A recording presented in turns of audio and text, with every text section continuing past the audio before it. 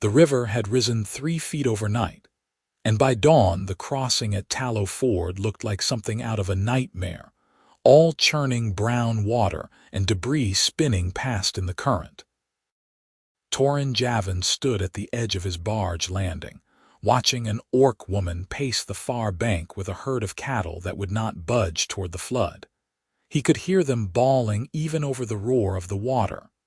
The woman's green skin stood out against the gray sky.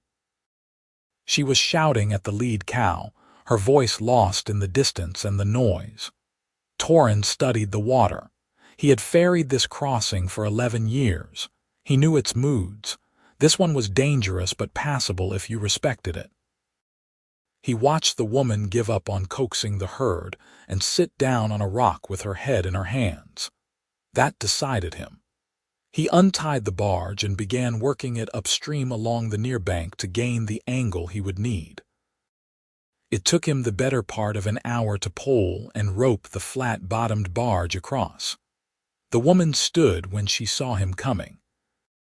She was younger than he had thought from a distance, maybe 25, with small tusks that barely showed past her upper lip, and dark hair braided back tight against her skull.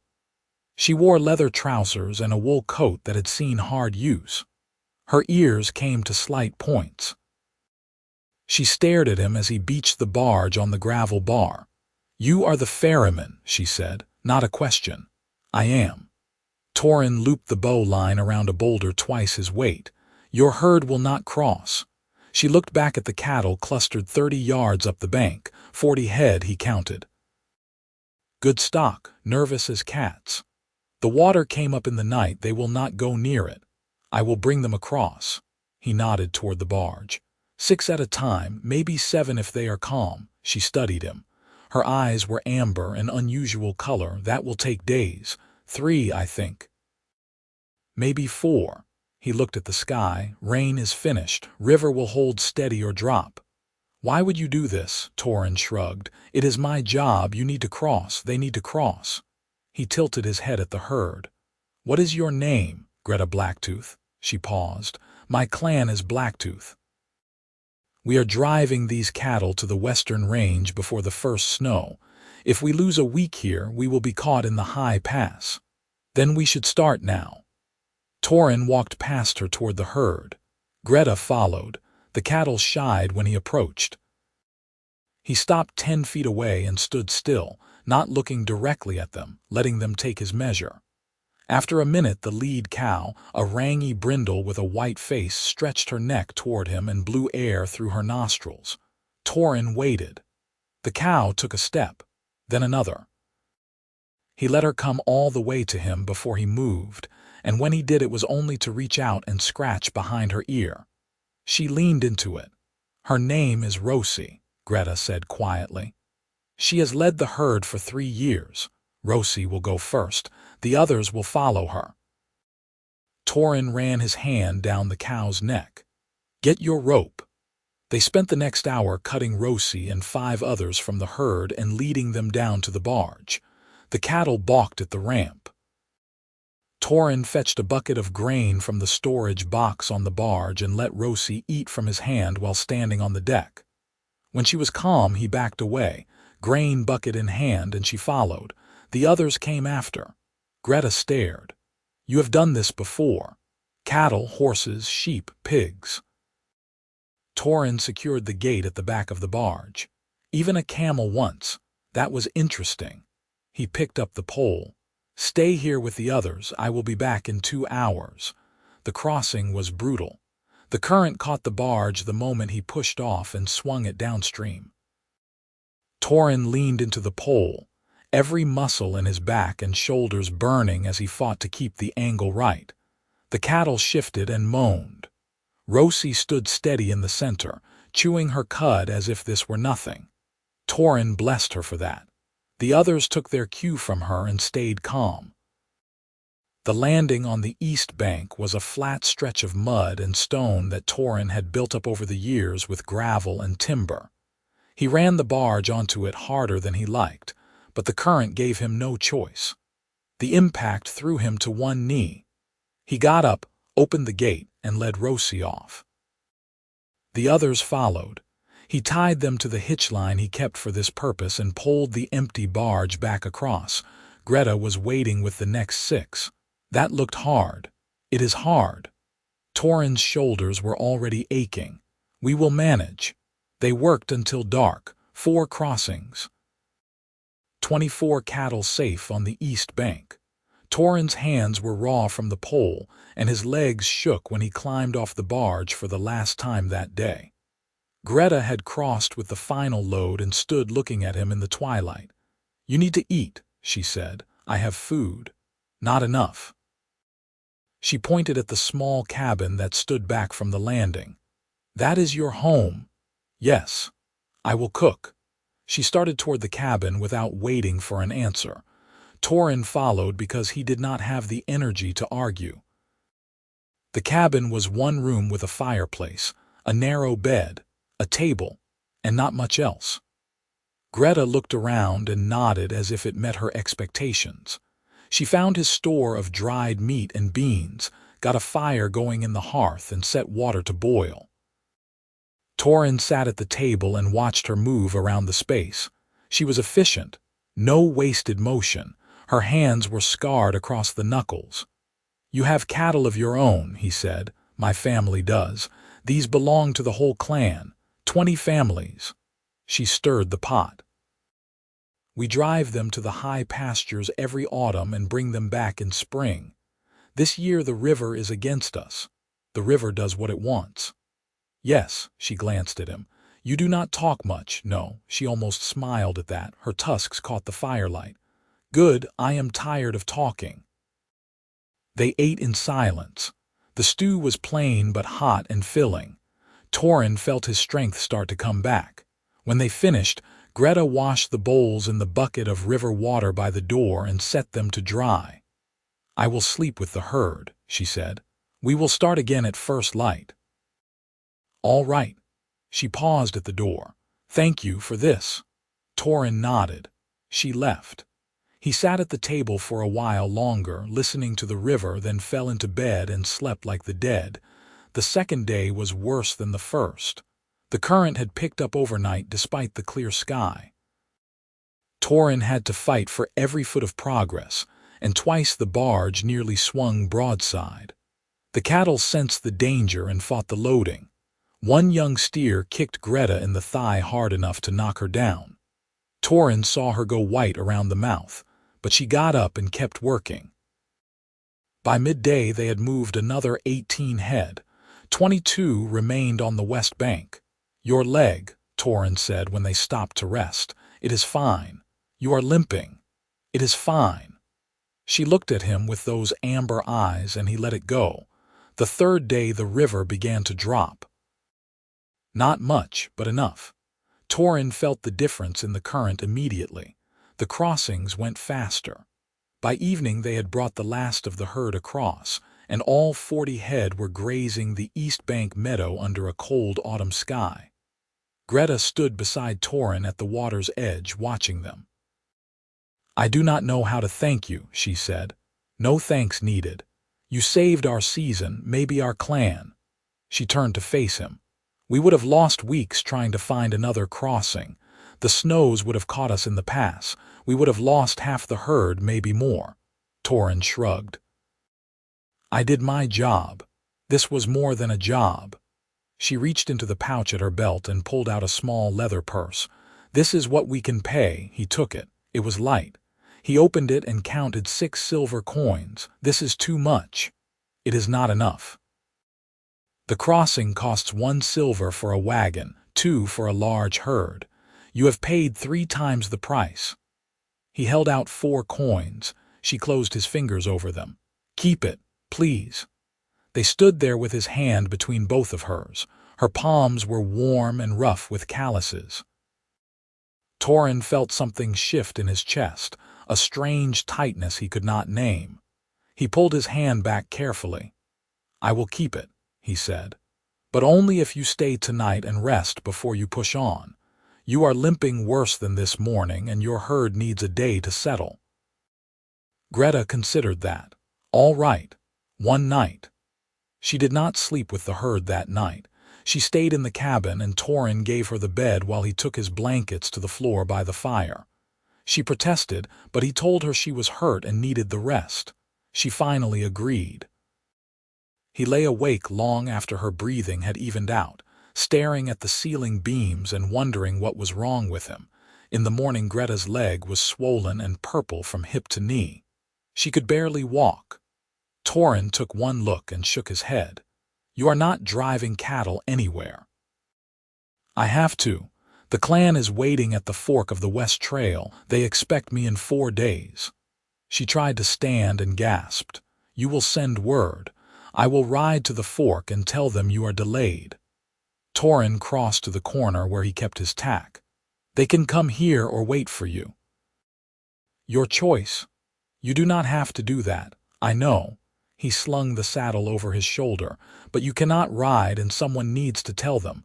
She stared at him. "You would do this for us." "I would do this for you." The words came out before he could stop them. He felt his face heat and turned away quickly. "I will be back by tomorrow night." He left before she could say anything else. The ride to the fork took most of the day. The trail followed the river north and then cut west through broken country full of scrub, pine, and rock. Torin's mare was steady and sure-footed, and he made good time. He found the Blacktooth clan camped in a meadow where 3 trails met. There were wagons and tents and more cattle grazing under guard. Children ran between the fires. Torin rode in slowly, his hands visible and empty. An older orc man stepped out to meet him. He had iron-gray hair and a scar that ran from his temple to his jaw. His tusks were prominent. "You are human," he said flatly. "I am. My name is Torin Javens. I am the ferryman at Tallow Ford. Greta Blacktooth sent me." The man's expression changed. "Greta, is she hurt?" A cow kicked her. "Her leg is bad, but she will heal. She got your herd across the flood, all 40 head safe." Torin dismounted. "She asked me to tell you she is delayed." The older man studied him for a long moment, then he held out his hand. "I am Garth Blacktooth." "Greta's uncle. You brought the herd across." "I did." Torin shook his hand. The grip was strong at flood stage. "Yes." Garth turned and called out something in the orc language. A woman came over, younger than Garth but with the same strong features. He spoke to her rapidly, and she looked at Torin with surprise. Then more orcs gathered, asking questions. Torin found himself surrounded by Greta's family, all of them wanting to know about the crossing and the herd and Greta's injury. He answered as best he could. They offered him food and a place to sleep. He accepted the food but said he needed to get back. "I will come with you," Garth said, "and I will bring our healer. If Greta's leg is as bad as you say, she will need better care than you can give." They rode out an hour later, Garth and an old orc woman named Mara who carried a pack full of herbs and poultices. The trip back took longer because Mara's pony was slow, and they had to stop twice to rest it. They reached the cabin well after dark. Greta was asleep. Torin lit a lamp while Mara bent over the bed and examined the injured leg. She made a disapproving sound. "Stupid girl. She should have stayed off this." Mara opened her pack. "It is badly bruised but not broken. She will need to rest it for a week, maybe 2. Garth looked at Torin. "Can she stay here?" "Yes." Torin said it without thinking. Garth raised an eyebrow. "That is generous." "It is nothing." Torin turned toward the door. "I will sleep in the shed." He left before anyone could argue. The next week took on a rhythm. Mara stayed for 2 days, treating Greta's leg and lecturing her about taking care of herself. Then she and Garth rode back to the clan with the promise that they would return in 10 days to collect Greta and the herd. Torin went about his work. There were few travelers at this time of year, but he ferried 3 wagons and a party of traders on foot. Greta stayed in the cabin. Her leg improved slowly. By the 5th day, she could walk without limping. She started cooking meals for both of them without asking. and Torin found he looked forward to coming in at the end of the day to find the cabin warm and something hot waiting. They talked more than Torin usually did. Greta told him about the clan, about growing up in a world that saw orcs as monsters, about learning to handle cattle when she was barely big enough to hold a rope. Torin told her about the river, about his parents who had run the ferry before him and died in a winter fever when he was 19. He did not mention that he had been alone here for 11 years. She probably guessed. One evening Greta asked him why he had never left. "Where would I go?" Torin poked at the fire. "This is my place. I know the river, people need the crossing. But do you never want more?" He thought about that. "I want what I have, except maybe." He stopped. Maybe what? Nothing. She let it go, but he saw her watching him across the fire with an expression he could not read. On the 8th day, a rider came from the south. Torin was splitting wood when he heard the horse. He set down the axe and walked to the landing. The rider was a heavy-set man in expensive leathers with a wide-brimmed hat. He dismounted and looked around with the air of someone who owned the place. "You are the ferryman," the man said. "I am. My name is Vance Drucker. I own the grazing rights from here to the southern bend." He pulled off his gloves. "I understand you ferried an orc herd across during the flood." Torin felt something cold settle in his gut. "I did. That herd is trespassing on my land. The Blacktooth clan has no right to the eastern range." Vance stepped closer. "I am here to inform you that if you assist them again, you will be in violation of my agreement with the territorial governor. Do you understand?" "I understand that this is a public ford. I ferry whoever pays." "Not anymore." Vance smiled. It did not reach his eyes. "I am purchasing the ferry rights from the territory. By next month this crossing will be mine and I will decide who uses it." Torin stared at him. "The ferry is not for sale. Everything is for sale. The governor needs money and I have money." Vance pulled his gloves back on.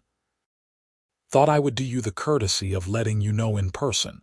You can stay on as my employee if you like. I pay fair wages. Get off my landing." Vance's smile faded. "Think carefully, ferryman. I am offering you a future. Turn me down and you will have nothing." "I have the ferry." "It is mine. My father built it and his father before him." Torin picked up the axe. He did not raise it, but he held it in both hands. "Now get off my landing before I throw you off." Vance looked at the axe, then at Torin's face. Whatever he saw there made him step back. "You are making a mistake." "Maybe, but it is my mistake to make." Vance mounted his horse and rode off without another word. Torin stood watching until he disappeared around the bend. Then he went inside. Greta was sitting at the table. She had heard everything. "He is going to take the ferry," she said. "He is going to try. Can he do that? Can the governor sell it out from under you?" Torin sat down. "I do not know. My family has run this ferry for 3 generations, but we never got a formal deed. It was just understood. We maintained the landing and the road. We lived here. It was ours." He rubbed his face. "But if the governor wants money and Vance has money, maybe he can do it." Greta was quiet for a moment. Then she said, "This is because of us, because you helped us. It is because Vance wants to control the ford. He has wanted it for years." Torin met her eyes. "You are just the excuse. What will you do?" "I will fight it. I will go to the territorial capital and talk to the governor myself if I have to." He tried to sound more confident than he felt. "I will find a way." She reached across the table and took his hand. "We will help you." "You do not have to do that." "Yes, we do." Her grip was firm. "You saved our herd. You gave me a place to heal. You rode a full day to bring word to my family." She paused. "You are a good man, Torin Javens, better than most I have met, human or orc. My clan does not forget debts." Torin felt that tightness in his chest again, stronger this time. He wanted to tell her that he had not done any of it for gratitude or payment, that he had done it because the thought of her struggling alone on the far bank had made something hurt inside him, that these past 8 days with her in his cabin had been the best he could remember. But the words stuck in his throat. He just squeezed her hand and nodded. Garth and Mara returned 2 days later with 6 more orcs and a wagon. Greta's leg was healed enough to travel. They spent an afternoon gathering the herd and preparing for the drive west. Torin helped where he could, but mostly he stayed out of the way. When everything was ready, Garth came to find him. "Greta told me about Vance Drucker," the older orc said. "It is my problem. I will handle it. It is our problem too." Garth crossed his arms. "Drucker wants to control the eastern range. If he owns the ferry, he can stop any orc clan from crossing. He will drive us out of the territory." Torin had not thought of that. "What do you want to do? First, I want to know if you are serious about fighting him." "I am." "Good." Garth looked toward the wagons. "Then I want to propose something. The Blacktooth clan is grateful for what you did. More than grateful. You risked your life to save our herd and you asked for almost nothing in return. That is the kind of loyalty we value, so I want to offer you an alliance." "An alliance between you and our clan. We will support your claim to the ferry. We will testify that you have operated it for years, that it is yours by right. We will stand with you against Drucker if it comes to that." Garth paused. "And in return, you will give us your word that the Blacktooth clan will always have passage across this ford, no matter who threatens it." Torin considered that. It was a dangerous promise. Vance had money and influence. Standing against him could cost Torin everything. But the thought of Vance controlling the crossing, of him deciding who could pass and who could not, made Torin's blood heat. "I give you my word," he said. "The Blacktooth clan will always have passage here." Garth held out his hand. They shook. Then the older orc smiled, showing his tusks. "There is one more thing, a tradition among our people. When we make an alliance like this, we mark it. A brand that both sides carry, so everyone knows we are bound together. A brand on our cattle." Garth nodded toward the herd. "We want to brand them with your mark, Torin Javens, so that anyone who sees them will know they are protected by you and that you are protected by us." Torin felt his throat tighten. He understood what Garth was offering. Among the orc clans, cattle were everything. Wealth, status, survival. To brand another person's mark onto your herd was to tie your fate to theirs. It was a declaration of trust and loyalty that went deeper than any contract. "I do not have a mark," he said. "Then we will make one." Garth turned and called out. One of the orcs from the wagon brought over a pair of branding irons and a small forge. What should it be? Torin thought. His mind went to the ferry, to the river, to the endless crossing and recrossing that had defined his life. "A wave," he said. "A river wave." The orcs spent the next hour heating the forge and shaping the iron. When they were done, they showed it to Torin. It was a simple design, a curved line with a crest at the top, recognizable and clean. He nodded.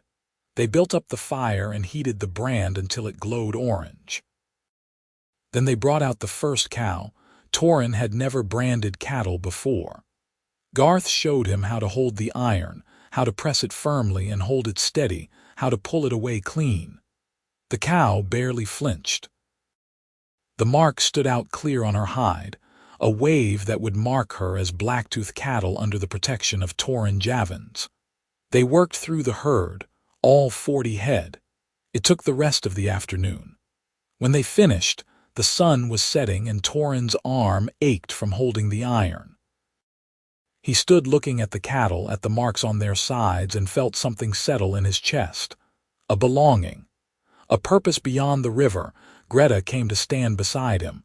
"How do you feel, Strange? Good Strange?" He looked at her. "Your clan did not have to do this. We wanted to." She smiled, and he realized it was the first time he had seen her smile fully. It changed her whole face. Besides, now we have a reason to come back. You do? Every spring and autumn when we cross, we will stop here and visit our ferryman. She bumped his shoulder with hers. You will have to get used to having us around. Torin felt warmth spread through him despite the cold evening air. I think I can manage that. They left the next morning. Torin stood at the landing and watched them drive the herd west until they disappeared into the trees. The cabin felt empty when he went back inside. He tried to work, but his mind kept drifting. He thought about Greta's smile. He thought about the brand on the cattle. He thought about Vance Drucker and what was coming. 2 weeks later, a messenger arrived from the territorial capital. The governor had accepted Vance's offer. The ferry rights were being transferred. Torin had 30 days to vacate. The messenger delivered the notice and left before Torin could ask any questions. He stood at the landing, holding the piece of paper, feeling numb. He was still standing there when riders came from the north. Greta Blacktooth and a dozen orc warriors. They dismounted and walked to where Torin stood. We heard, Garth said. One of our scouts was in the capital. He rode through the night to bring word. It is done then. Torin looked at the paper. I have a month. No. Garth took the paper from his hand and tore it in half. You have us. The other orcs murmured agreement. Torin stared at them.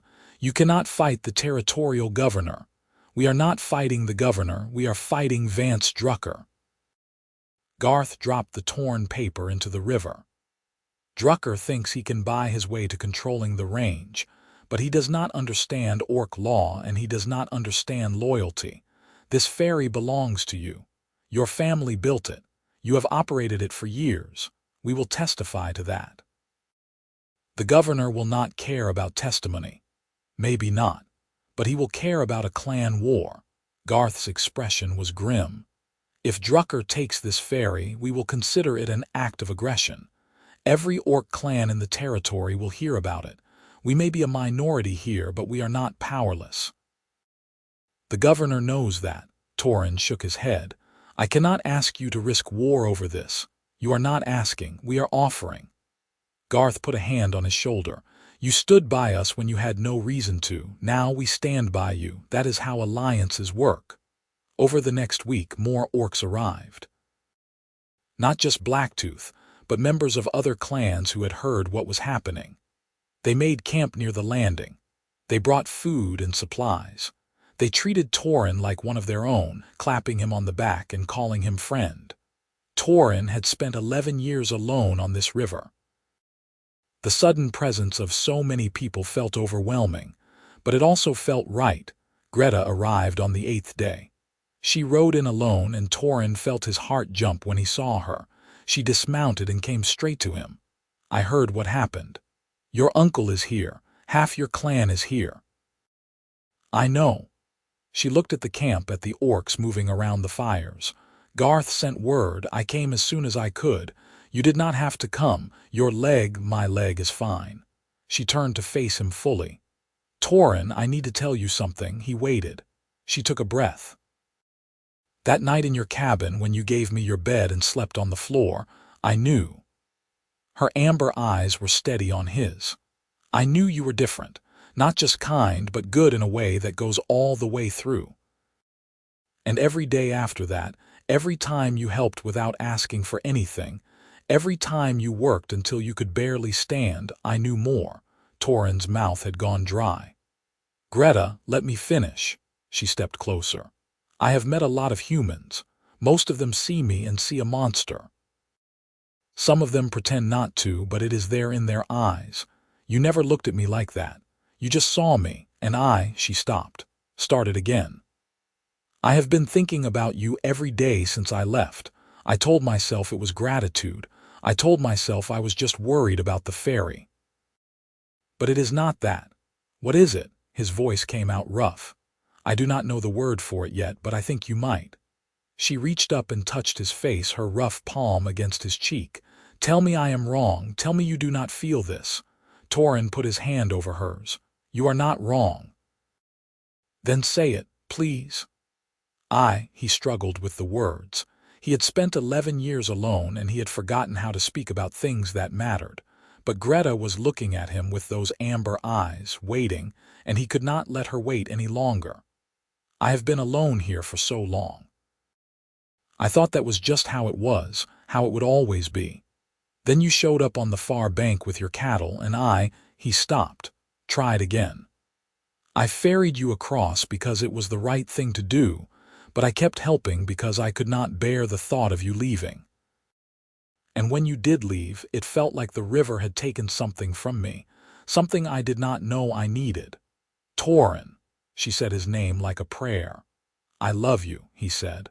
"I think I have loved you since that first day. I am sorry it took me this long to say it." Greta made a sound that was half laugh, half sob. Then she kissed him. It was awkward and desperate and perfect. Torin wrapped his arms around her and held on like she was the only solid thing in a world gone fluid. When they finally pulled apart, both of them were shaking. "What do we do now?" she asked. "I do not know, but we figure it out together," she smiled. "Together, I like that." News of the gathering at Tallow Ford reached Vance Drucker within days. He rode up with a dozen hired men, all of them armed. Torin was working on the barge when they arrived. He set down his tools and walked up to meet them. Greta and Garth flanked him. Behind them, 40 orc warriors stood in a loose line, not threatening but unmistakably ready. Vance pulled his horse to a stop. He looked at the orcs. He looked at Torin. His face darkened. "What is this?" "This is me telling you that the ferry is not for sale," Torin said calmly. "Find another way to control the range because you are not getting this crossing. I have a contract with the governor. Then you should have read it more carefully." Garth stepped forward. He held a rolled document. "We sent a petition to the territorial capital last week. 3 orc clans signed it, along with testimony from 24 travelers who have used this ferry over the years. We documented that the Javens family has operated this crossing for 3 generations without interruption. Under territorial law, that establishes a common right claim that supersedes any sale." Vance's eyes narrowed. "That is a legal argument. It will take months to settle, probably. But in the meantime, the ferry stays with Torin Javens." Garth smiled. "And if you try to take it by force, you will have to go through all of us. Are you willing to do that, Mr. Drucker?" The hired men shifted nervously. Vance looked at them, then at the orcs, then at Torin. His face was red with anger, but he was not a fool. He could see the numbers. "This is not over," he said. "Maybe not, but it is over for today." Torin crossed his arms. "Leave." Vance jerked his horse around and spurred it south. His men followed. The orcs watched them go. When they were out of sight, someone started laughing. Then everyone was laughing, the tension breaking like a fever. Garth clapped Torin on the back hard enough to stagger him. "Well done. You are the one who filed the petition. You are the one who stood up to him." Garth grinned. "I think he believed you would have thrown him in the river." "I might have," Torin admitted. Greta took his hand. "Come on. You need to eat." They walked back to the camp together. The orcs made room for them at the fire, passing food and making jokes. Torin felt something warm settle in his chest. He had spent so much of his life alone, and now he was surrounded by people who treated him like family. People who had risked their safety for him. He looked at Greta sitting beside him, her shoulder pressed against his, and thought that maybe he had been wrong about wanting what he already had. Maybe there was more. Maybe there had always been more, waiting for him to be brave enough to reach for it. The legal fight took 6 months. Torin and Garth traveled to the territorial capital twice to argue their case before the governor's council. Vance hired lawyers who tied the proceedings up with technicalities and delays. But the common right claim was strong, and the testimony from the orc clans carried weight. The governor was not eager to provoke a conflict with the orcs over what amounted to a backwater ferry. In the end, the council ruled in Torin's favor. The ferry rights remained with him, and Vance's contract was voided. Torin got the news by messenger in early spring. He walked down to the landing and stood looking at the river for a long time. The water was still high from snowmelt, fast and cold and unchanged. But everything else was different. Greta had stayed at the cabin through the winter. It had not been discussed. She had simply not left after Vance's confrontation, and Torin had not asked her to. They fell into a routine. She helped with the ferry work when travelers came, and she took care of the small herd of goats and chickens Torin kept. At night they sat by the fire and talked, or did not talk, and when the cold drove them to bed, they slept curled together under heavy blankets. Torin had never been happier. When the news of the ruling came, Greta found him at the landing. She did not say anything, just stood beside him and took his hand. They watched the river together. "It is yours," she said finally. "Truly yours. It always was. We just made it official. What will you do now?" Torin turned to face her. "I have been thinking about that. This winter, having you here, it made me realize something." "What? The ferry is not enough. It was enough when I thought I would be alone, but I am not alone anymore." He reached into his pocket and pulled out a small carved wooden box. "I made this." Greta took the box and opened it. Inside was a ring, simple iron hammered smooth and polished. She looked up at him, her eyes wide. "Torin, I know it is fast. I know there are 100 reasons this is complicated. You are orc, I am human. Your clan is nomadic, I am tied to this place. People will stare and talk, and some will hate us for it." He took a breath. "But I do not care about any of that. I love you. I want you here, not just for now, but always. I want to wake up next to you and work beside you and build a life together. So I am asking, will you marry me?" Greta stared at the ring, then at him. Then she laughed, a bright, joyful sound. "You made me a ring, I did, out of iron. It is strong, it will last." He felt suddenly uncertain. "Do you not like it?" "I love it." She took the ring out and slid it onto her finger. It fit perfectly. "Yes, yes, I will marry you." Torin pulled her into his arms and kissed her, and the river roared on behind them, indifferent and eternal. They were married a month later. The Blacktooth clan came, and 3 other orc clans, and a handful of human travelers who had heard about the ferryman and the orc woman and wanted to see for themselves. They held the ceremony on the East Bank meadow, with the river as witness. An old orc shaman performed the rites, speaking in a mixture of orc and human tongues. Greta wore a dress of green wool that her mother had made, and Torin wore his best shirt and trousers, cleaned and mended. When the shaman pronounced them bound, the orcs cheered and beat drums, and the sound echoed off the water. The feast afterward lasted until dawn. There was roasted meat and bread and beer that one of the clans had brought from their winter stores. People danced and sang. Torin, who had never been comfortable at gatherings, found himself pulled into the celebration. Garth taught him an orc drinking song. Mara gave him a pouch of herbs and told him they were for fertility, then cackled at his embarrassment. Greta laughed until she cried. When the celebration finally wound down and the guests drifted to their tents, Torin and Greta walked back to the cabin. The sun was just starting to rise, turning the river gold. Greta slipped her hand into his. "That was a good wedding." "It was. I am glad my clan could be here." "So am I." Torin looked at her. "Do you regret it, tying yourself to this place?" "No," she squeezed his hand. "This place is my home now. You are my home." They went inside and closed the door. The first year of marriage was an adjustment. Greta was used to moving with the seasons, to the freedom of the open range. The cabin felt small to her at first, confining. Torin was used to silence and solitude, to controlling his own time. Having someone else always there was strange. They argued about small things. She thought he was too rigid in his routines. He thought she was too reckless with money, but they worked through it. They learned each other's rhythms. Greta started a garden and expanded the goat herd.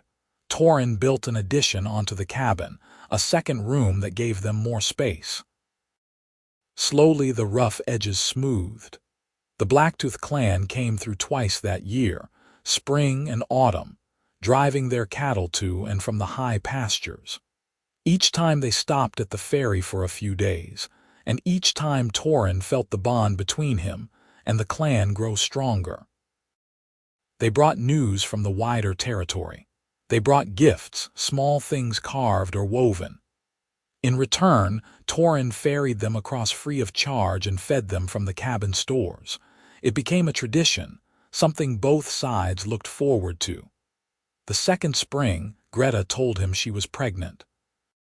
Torin felt fear and joy in equal measure. He knew nothing about children. Greta seemed more confident, but even she admitted she was nervous. They prepared as best they could. Mara came to stay for the last 2 months, and she delivered the baby on a warm afternoon in early summer. A boy, healthy and loud. He had Torin's dark hair and Greta's amber eyes. His skin was somewhere between her green and his tan, a soft olive color. His ears came to slight points. He was perfect. They named him Owen. Owen grew quickly. By his first winter he was walking. By his second summer he was talking, a mix of human and orc words that made both sides of his family laugh. Torin taught him to swim in the calm water below the landing. Greta taught him to gentle the goats. He was fearless and curious and happy. Watching him play in the meadow, Torin felt his chest tighten with a love so fierce it almost hurt. The ferry prospered.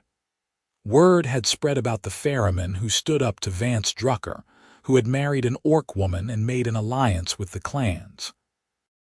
More travelers came, some out of curiosity, some because they needed the crossing and knew it was reliable. Torin hired a young man from the nearest village to help with the work. The cabin grew again, another room for Owen and space for storage. They bought more goats, some chickens, a milk cow. It was not wealth, but it was comfort. Vance Drucker did not give up. He tried twice more to challenge Torin's claim to the ferry, using different legal arguments. Each time, Garth and the orc clan stood with Torin, and each time the challenge failed. Eventually, Vance seemed to accept that the ferry was lost to him. He turned his attention to other schemes, other ways to dominate the range.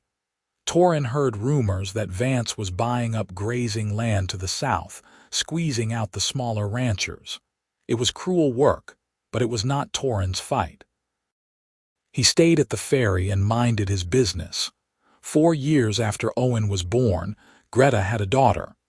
They named her Fiona, and she had her mother's green skin and her father's quick smile. She was quieter than Owen, more thoughtful. She would sit for hours watching the river, and Torin wondered what she saw there. Owen adored her. He appointed himself her protector, following her around and making sure she did not get into trouble. It was sweet and occasionally overbearing, and Greta had to tell him more than once to give his sister space to breathe. The years passed. The children grew. The ferry became a fixture, a reliable crossing point that people depended on. Torin aged into his 40s, his hair starting to gray at the temples, his hands permanently scarred from the pole and the rope. Greta aged too, lines appearing at the corners of her eyes, her strength settling into something solid and enduring. They were happy. It was not a dramatic happiness, not the wild joy of those early days. It was quieter, deeper. The happiness of two people who had built something together and knew its value. One autumn, when Owen was 10 and Fiona was 6, Garth came to the ferry with news. Vance Drucker was dead. He had been thrown from his horse and broken his neck. His sons were fighting over the estate, and the ranching empire he had built was falling apart. The grazing lands he had controlled were being sold off piece by piece. It was the end of an era. "Does this change anything?" Greta asked. "Maybe." Garth looked thoughtful. "Without Drucker, there is no one trying to monopolize the range. The smaller ranchers can breathe. The clans can move more freely." He smiled. "You won that fight, Torin. You and your alliance with us.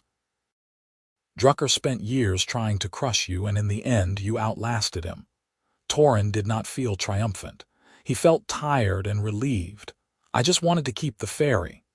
"You did more than that. You proved that humans and orcs can stand together. That is no small thing." That night, after Garth and the others had made camp, Torin and Greta sat outside the cabin and watched the stars. Owen and Fiona were asleep inside. The river muttered to itself in the darkness. "You ever regret it?" Greta asked. "Marrying me, the complications it brought?" "No." Torin did not hesitate. Every hard thing that came from it was worth it. Even the legal fights, even Vance, even those. He looked at her.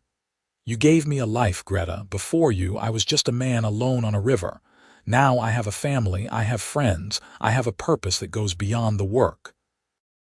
He took her hand. "I would do it all again." She leaned her head on his shoulder. "I would too." They sat there until the cold drove them inside. Years later, when Owen was 16, he asked his father why he had helped the orc herd across the flood. They were working on the barge together, replacing some rotten planks. It was hard work, and they had been at it all day. Torin straightened and looked at his son. Owen had grown tall, taller than Torin, with his mother's strength and his father's steady hands. He would make a good ferryman someday if he wanted it. "I helped because it was the right thing to do," Torin said. "But you did not know her. You did not owe her anything." "That is true." "So why risk it? The flood was dangerous. You could have died." Torin thought about that. He thought about the young man he had been, alone and convinced that solitude was enough. He thought about the moment he had seen Greta on the far bank, desperate and struggling, and how something in him had simply decided. "Because sometimes you see someone who needs help, and you know you are the one who can give it," he said. "And if you turn away from that, you lose something, not just the chance to help them, but a piece of yourself." He met Owen's eyes. "I could not turn away from your mother. I did not want to. And that choice gave me everything that matters." Owen nodded slowly. "I understand." "Good." Torin handed him the hammer. "Now help me finish this plank before your mother calls us for dinner." They worked together in comfortable silence, the river flowing past, unchanging and eternal. And when the work was done, they walked back to the cabin where Greta and Fiona were waiting, and the lights were warm, and the smell of cooking filled the air. Torin stepped through the door and felt the same thing he felt every time he came home: gratitude, belonging, love. He had ferried an orc woman's herd across at flood stage, and she had given him everything. The seasons turned. Spring became summer, became autumn, became winter, year after year. The ferry stood. The river flowed. The alliance between Torin Javens and the Blacktooth clan held strong, marked by the brand on the cattle that passed through twice a year. Other clans heard the story and sought their own alliances. The territory changed slowly, becoming a place where humans and orcs could stand together without fear. It was not perfect. Prejudice remained, but it was better. Owen eventually took over the ferry when Torin's back grew too stiff for the pole. Fiona married a young orc from the Blacktooth clan and went to live with them, herding cattle just as her mother had done. Torin and Greta grew old together in the cabin by the river. They sat on the porch in the evenings and watched the water, and sometimes they talked about the early days, about the flood and the crossing, and the moment their lives had changed. But mostly they just sat, her hand in his, content. When Torin died, It was quietly in his sleep with Greta beside him. They buried him on the hill above the landing where he could watch over the ferry he had loved. The Blacktooth clan came for the funeral, and half the territory, it seemed, humans and orcs together. They told stories about the ferryman who had stood against a tyrant, who had built bridges between people when everyone said it could not be done. Greta listened to it all with dry eyes. She did not cry until everyone had left and she was alone at the graveside. Then she wept for the man who had given her a home, who had loved her without reservation, who had been her partner in every sense that mattered. She lived another 5 years after that, long enough to see Owen marry and have children of his own, long enough to hold her first grandchild and whisper blessings in the old orc tongue. When she died, they buried her beside Torin. The two graves sat side by side on the hill, marked with simple stones that bore their names and nothing else. But everyone who passed knew the story. The ferryman and the orc woman. The alliance that had started with a herd and a flood. The love that had bridged 2 worlds. The ferry stood for generations after them, operated by their descendants, a mix of human and orc blood. The brand remained on the Blacktooth cattle, a wave with a crest, the mark of Torin Javens. It became a symbol of something larger than one man or one clan. It became a symbol of what was possible when people chose to see each other not as enemies but as allies, as family. And the river flowed on, carrying its currents and its secrets, indifferent to the lives that played out along its banks. But if you stood at Tallow Ford on a quiet evening when the light was just right and the water was calm, you could almost see them. The ferryman with his pole steady and sure. The orc woman with her cattle, strong and unafraid. Together. Always together. That was how the story ended. And how it began.